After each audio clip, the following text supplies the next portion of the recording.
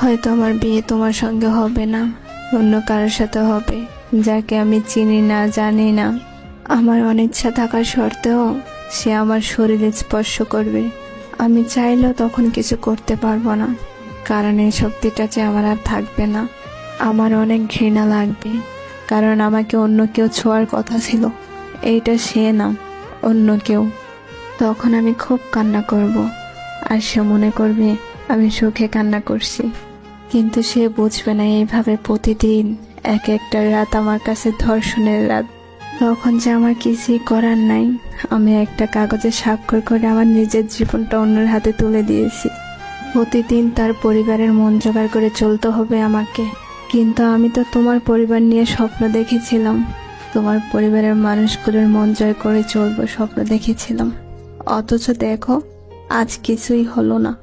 এক সময় এসবে আমি অভ্যস্ত হয়ে যাব, তারপরে হঠাৎ একদিন জানতে পারবে আমি মা হব। এইটা তো একটা নারীর জীবনে সবচেয়ে সুখের দিন। কিন্তু আসলে কি আমি ওই দিন সুখী হব? না, হব না। ওই দিন চিৎকার করে কাঁদতে ইচ্ছা করবে, কারণ এই বাচ্চাটা আমাদের ভালোবাসার চিহ্ন না। তারপরও তাকে এই দুনিয়াতে আনতে হবে, কারণ বাচ্চাটার তো কোনো দোষ নেই। ওর ভূমিকা ওর পরে, ওর মুখের দিকে তাকিয়ে সবকিছু মেনে নিতে হবে।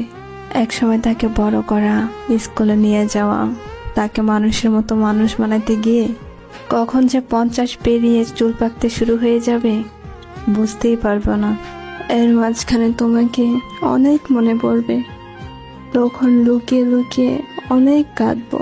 তারপরে দিন শেষে দীর্ঘশ্বাস ফেলে আবার ব্যস্ত হয়ে যাব। তারপরে হয়তো কোনো এক রাতে ঘুমের মধ্যে চলে যাব না ফেরার দেশে। সেদিন হয়তো তুমি আর জানবে না, হয়তো আমার কথা মনে করে গভীর রাতে তুমি আমার জন্য চোখ ভিজাবে।